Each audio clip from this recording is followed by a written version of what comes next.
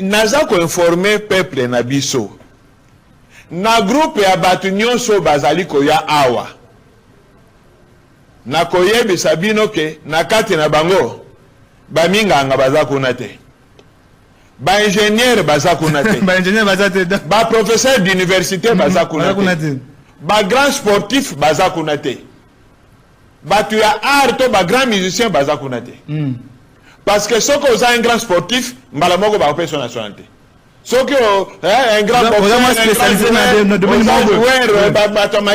un grand mathématicien, malamoko ba opération nationalité. Bazuka ko déchet na belo. Bato bazoko tinde la biso nde ba déchet, ba rebut. Di kana tangela bana mboka, ndenge ye moko président Donald Trump a qualifié bango kuna na États-Unis. Allo biboy. Les immigrés sont une menace pour les États-Unis. Donc, c'est une menace pour les États-Unis, une menace économique et sociale. C'est grave ça. Donald Trump a lobby, l'immigration illégale nuit aux travailleurs et coûte cher. Les immigrés prennent les emplois. Emplois américains. Les immigrés là. Les immigrés coûtent cher aux contribuables américains. Les immigrés surchargent les services publics. C'est-à-dire, métro, hôpitaux, en charge. Alors, bango batu batondi mbongo. Bakoki bangote namboko yangayo yo tozoko nyoko matozoko luka mo être vivre et s'il était yoka Donald Trump allez-y maloba batuno so balanda Donald Trump ba bien allez-y Donald Trump a lobby les immigrés sont des dealers de drogue, les immigrés sont des terroristes, les immigrés ont de mauvaises hygiènes, les immigrés ne sont pas des personnes, ce sont des animaux. Ou a la déclaration de Donald Trump. Donald Trump. Oui. Alors, abengi bango ba monstre, ba prédateur, ba sauvage. Et alors bien la carte de bango des prisonniers, il y a des malades mentaux et certains d'entre eux baliaka banyamado, ils mangent des animaux domestiques. Ça c'est Donald Trump. En tout cas maître ça. Alors, on a mboka na ye. Oui. Ba mesure Donald Trump a joué nini. D'ailleurs, na deuxième mandat à l'Obakinini na campagne, il va expulser 15 millions d'immigrés illégaux. 15 millions d'immigrés illégaux. Alors, à l'Obi ezali invasion. Ba immigrés ezali bazaba ennemi intérieur. Maintenant pas namboka, botali malobo yo Donald Trump azolobela pona ba immigrés. Bango batu bazana mbongo.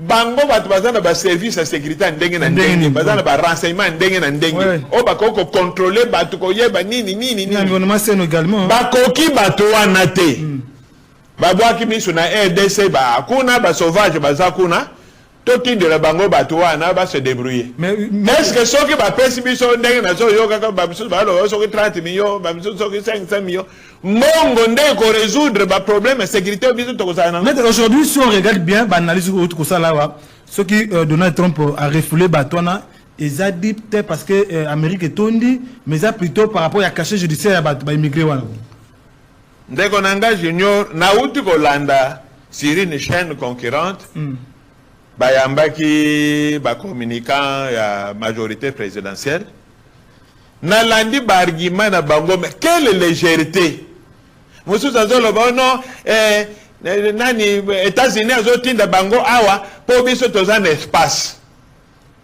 azo kobosa na ke États-Unis ezali 4 fois plus grand que RDC. États-Unis a plus de 8 millions de kilomètres carrés, mais vite aux de 2 millions. Donc, les États-Unis ont 4 fois plus d'espace que le Congo. À Boyi Bango. Mais Mouto, ils ont défendre l'argument. Alors, vite aux d'espace. Or, États-Unis, Maître, aujourd'hui, les Américains, l'administration de Bango est vendue, les Américains, ils sont identifiés, ils sont reconnus, ils ont matériel, ils ont sécurité, mais biso a na RDC même biso ba congolais dans la carte ya nationalité. Est-ce que crainte kozani justement sur aujourd'hui tout ami bato wana crainte kozani risque kozani ndeko nangai o ba bengi ba terroriste ba monstre ba malade bebele bon. D'abord regardez mabeza na eloko wana na kati ya bato oyo bazoko refule awa na kati kuna okokutana ba iranien o bakimi Iran okokutana ba irakien okokutana ba tchétchène okokutana ba nani bato bakimi Afghanistan ba afghan o bakimi nani sharia ya bato Afghanistan wana okokutana ba mexicain spécialisé na ba drogue ba cartel de drogue ba vénézuélien ba chilien ba ndenge na ndenge. Mais tala nano yoko kondima États-Unis eza na continent américain. Bato ebele bakotaka kuna bautaka na Amérique latine ba mexicain ba nani ba équatorien ba chilien et tout ça. Mais po bazongisa bango na bamboka na bango kaka kuna na Amérique latine bazoya na bango na Congo. Mais toujours Holandaka, même le Brésil a des problèmes pour gérer le cartel, il y a drogue. Est-ce que Tolanda qui est américain, ndenge bazo ko bombarder, ba boitou, il y a bateau ba même drogue aux États-Unis, bazo ta Venezuela, bazo ta Chili. On a tout suivi ça hein. Bazo bombarder ba boitou wana. Si quand ba cartel la drogue wana soke côté na gisasa, biso tona capacité de contrôler cartel de drogue. Toza na capacité de contrôler bateau wana ba yebi manyema minduki. Parce que Donald Trump parmi il y a des criminels. Il y a des dealers. Comme phénomène aussi ça et puis ils ont attend. Oui. Maintenant bozo ya na ba tchétchène, na ba afghan, ba iranien, ba irakien, ba somalien, ba éthiopien, o ba kimiki mboka na bango et même des rwandais dedans, ba toutes les nationalités ndenge. Baya na Congo, baya ko vandawa. Mais est-ce que tolingi mboka o? Est-ce que tolingi mboka oyo? Yoka ba mesure yemoko Trump azwa ki pona ba immigré na mboka na.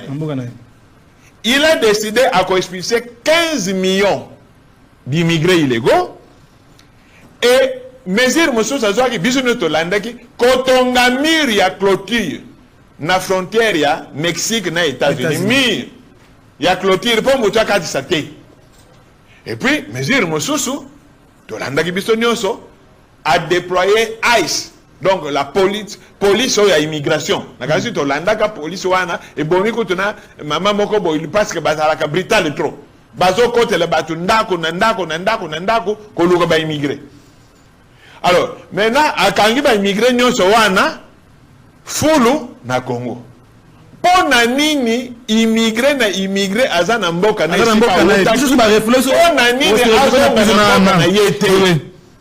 Congo démocratique comme fulu. Maître, la question aussi c'est par rapport aussi à ce qui se passe actuellement aujourd'hui ici en RDC, même les Libanais bazali côté kana baza awa montana bango même surtout nous gouvernement azana capacité ko bango aujourd'hui encore accepter une telle proposition. Naza koyebisa yo biso bato tozalaka pembeni ya ba justiciable o ba bengi saka par-ci par-là.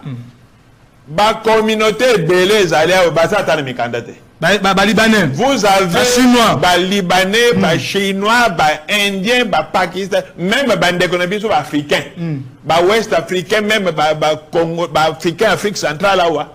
Ba zalia wa azata na mukandate déjà me paye biete. Déjà paye biete ma tout que belé. Ils sont moko ba congolais. Identité exacte. Identité qui est congolais qui ne l'est pas. Alors, gouvernement Zokoloba, oh bah une façon temporaire. Yo yebi temporaire là xini. Tout le monde va temporaire, il y a 20 ans, 30 ans, 40 ans, temporaire. Nago pesa ndaki ça. Allez se mettre. Zelena pesa ndaki ça pour banamboka ba comprendre bien. Tangu toza sous la colonisation en 1920, ba Belge, ba Kei na Rwanda, kozwa ba Rwandais,